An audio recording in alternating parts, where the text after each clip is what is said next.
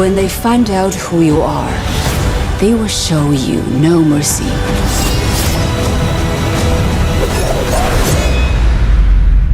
I'm Hua Mulan. I will bring honor to us all. 중국 신장 위구르 자치구 투르판 공화국에 감사를 표한다. 이 한마디가 뮬란을 몰락시켰고 결국 디즈니마저 무릎을 꿇렸습니다. 영화로 읽는 경제, 오늘은 디즈니의 망작 뮬란을 통해 디즈니라는 기업의 놀라운 퇴행 현상과 그 뒤에 숨어있는 미중 무역 갈등의 이면까지 조목조목 짚어볼까 싶습니다. 일단 뮬란이 무슨 영화냐? 뮬란은요, 당초엔 굉장히 성공적인 디즈니의 애니메이션 영화였습니다. 디즈니는 과거 흥행에 성공했던 애니메이션들을 차례로 실사 영화화 해왔습니다. 대표적인 사례가 알라딘인데요. 아시다시피 한국 영화 시장에서도 무려 1000만 관객을 돌파했었습니다. 안젤리나 졸리 주연의 말레피센트라는 영화도 있었는데요. 이 모든 영화가 다 애시당초에는 애니메이션이었습니다. 사실 디즈니의 클래식 애니메이션의 실사화 구상은 생각보다 상당히 오래된 기획입니다. 아시다시피 디즈니 애니메이션은 글로벌, 전 세계 모든 소년, 소녀들의 꿈을 상징합니다.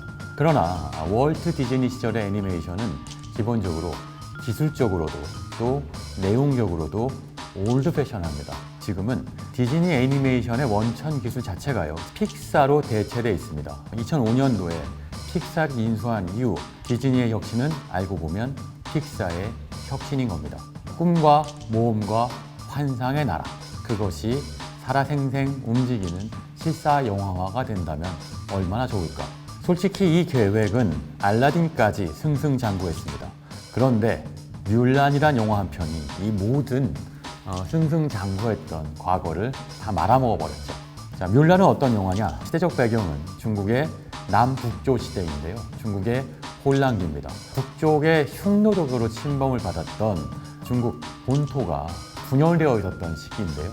당시의 시대 배경으로 쓰여졌던 작자 미상의 이야기를 영화화 혹은 애니메이션화 했던 겁니다. 화목난을 북경어로 읽으면 화뮬란이 되고요. 그래서 제목이 뮬란인 겁니다.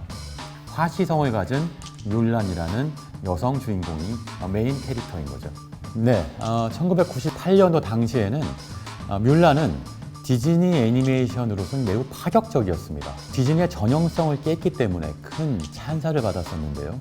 일단 여성 주인공 중에서 눈이 양쪽으로 쫙 째진 전형적인 아시아 캐릭터 또는 중국인 캐릭터가 처음으로 주인공으로 등장했다는 것만으로도 큰 화제였죠. 디즈니 애니메이션은 아시다시피 전형적인 하얀 피부의 금발 미인들이 여자 주인공으로 등장하는 경우였습니다. 대표적인 케이스가 바로 신데렐라겠죠.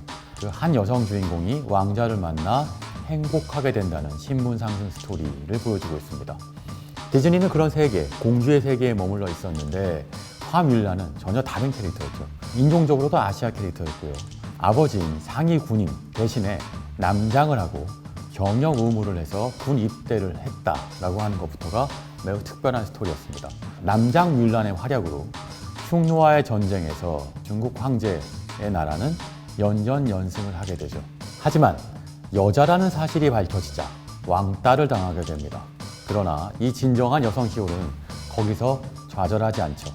거듭나게 되고 결국은 흉노족한테 암살당할 뻔까지 한 황제를 구합니다. 이때 황제가 이런 얘기를 하죠. 너는 나뿐만 아니라 우리 모두를 구했도다. 2020년작 뮬란도 디테일의 흐름에서는 원작과 크게 다르지 않고 대동소이합니다. 대신 실사 영화 배우들이 등장하게 되는데 주연 배우는 유역비고요.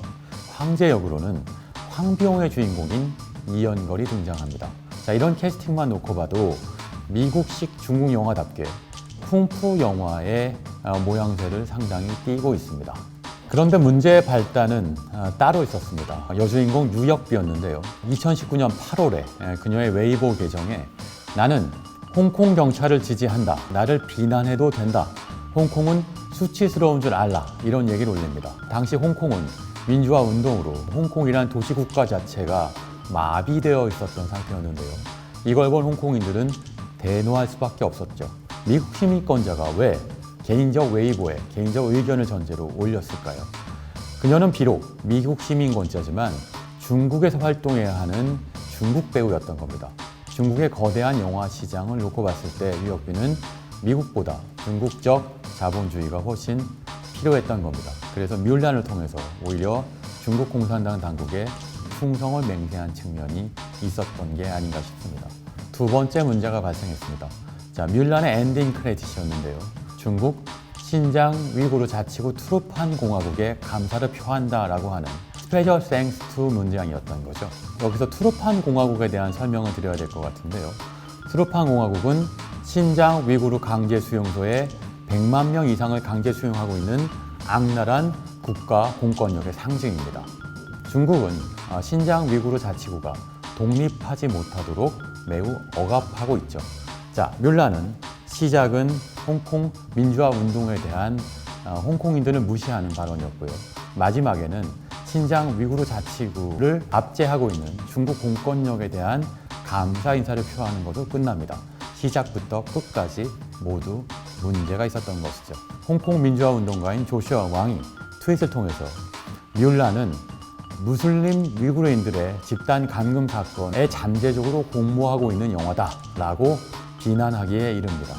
이쯤 되면 뮬란은 이미 영화면이 아니라 사회면에 나와야 하는 영화가 된 거죠. 결정타는 영화 내용이었습니다. 영화 내용은요, 토와 흉을 강조하고 있는데 상당히 구태의연한 전개가 아닐 수 없습니다. 영화 내용과 외적 내용이 이렇게 악순환을 일으키다 보니 영화가 결국 실패로 돌아갈 수밖에 없었던 거겠죠. 겨울왕국의 여주인공 엘사는 디즈니 역사상 최초로 왕자가 필요 없는 캐릭터였습니다. 어쩌면 게이였을지도 모르죠. 이렇게 진보적이었던 디즈니가 뮬란에선 공자왈, 맹자왈, 매우 유교적인 영화를 만든 겁니다. 바로 중국 시장에 눈이 멀었기 때문인 거죠. 사실 디즈니의 계산엔 뮬란은 중국 시장을 노리기에 제격이었습니다. 하지만 디즈니의 계산이 없었던 것이 있었죠. 하나는 코로나19였고, 하나는 미중 무역 갈등이었고, 그리고 또 하나는 중국 내 홍콩과 신장 위구르라고 하는 내적 정치 상황이란 변수였죠. 디즈니가 20세기 폭스 인수 같은 어마어마하고 굵직한 M&A에 성공할 수 있었던 것도 실탄이 그만큼 풍부했기 때문이었고요. 그렇게 많은 실탄은 바로 테마파크에서 나오는 겁니다. 부동산 재벌이었던 거죠.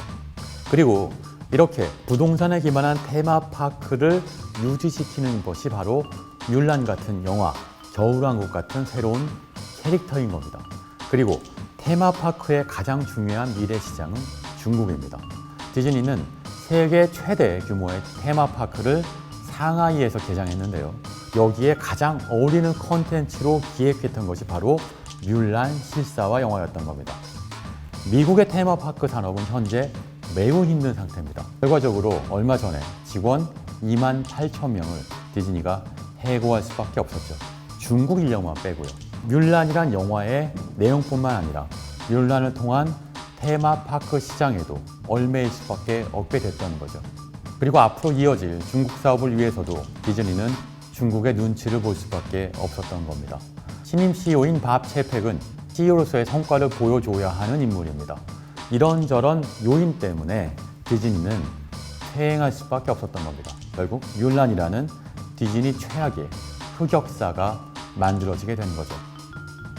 자, 여기에 미중 패권 전쟁이라고 하는 복잡한 정치 지정학적 관계가 얽혀듭니다. 이제부터 미중 패권 전쟁은 본격적으로 소프트 파워 전쟁으로 연결되어 가고 있는데요. 결국 미국의 세계 지배는 헐리우드의 세계 영화 지배 또는 세계 문화 지배와 직결됩니다.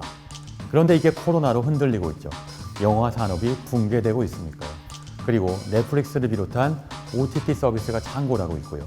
이런 대형 멀티플렉스가 붕괴하면서 전혀 다른 영화 생태계가 생성되고 있죠. 이 와중에 미국의 소프트 파워가 분명히 약화되고 있는 겁니다. 그리고 동시에 중국의 소프트 파워, 영화 산업 또는 흥행 산업 또는 스타 산업이 부상하고 있는 거죠. 그것은 바로 중국의 거대한 시장 앞에 디즈니라고 하는 미국 소프트 파워 최강 기업이 무릎을 꿇었기 때문인 겁니다. 결국 이것을 보다 못한 트럼프 대통령이 중국 때리기에 나섰습니다. 하드웨어의 측면에선 화웨이였고요. 소프트웨어의 측면에선 틱톡이었죠. 틱톡은 결과적으로 중국이 미래 IT 산업에서 처음으로 미국 실리콘밸리를 추월한 사례였는데요. 이렇게 트럼프가 있는 한 또는 미국이 중국을 견제하는 한 미중 무역 갈등은 계속되고 결국 이 싸움은 소프트 파워 싸움으로 더 확전될 가능성이 높아집니다. 군사력의 측면에서 미국이 여전히 중국을 압도하고 있죠. 결과적으로 미국이 중국을 힘으로 제압할 거란 얘기가 가능해집니다. 투키디데스의 함정이 21세기에 펼쳐지게 된다는 것이죠. 투키디데스의 함정이란 패권 경쟁이 벌어졌을 때 투격하는 국가를 견제하기 위해서 반드시 정상에 있는 1등 국가가 큰 전쟁을 벌인다는 얘기입니다. 현실화될 전장은 군사력을 앞세운 하드웨어 전쟁이 아니라 영화나 문화를 앞세운 소프트웨어 전쟁으로 펼쳐질 가능성이 매우 높습니다. 트럼프가 혹시나 재선에 실패한다 하더라도 바이든도 그렇게 할 것입니다. 트럼프가 중국을 때린다면 바이든은 중국을 꼬집지 않을까 싶은데요. 이런 질문을 마지막으로 드릴 수 있겠습니다. 미국과 중국 사이에 패권 경쟁이 치열해지고 있는 지금 헐리우드에서 과연 중국을 적성국으로 묘사하는 헐리우드 영화가 만들어질 수 있을까요? 그리고 그런 영화를 디즈니가 만들 수 있을까요? What is your name, soldier? Hua Jun, Commander, son of Hua Zhou. You will now take the oath of the warrior. Loyal. Brave. True.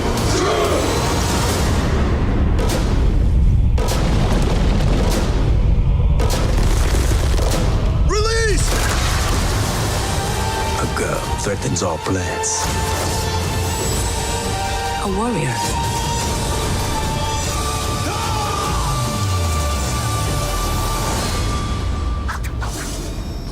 지금까지 문화로 읽는 경제 디즈니 영화 뮬란을 통해서 본 미중 무역 갈등과 디즈니의 퇴행 그리고 디즈니는 과연 예전의 주가 혹은 영화를 되찾을 수 있을까라는 주제로 얘기 나눠봤습니다. 문화로 읽는 경제의 신기주 기자였습니다.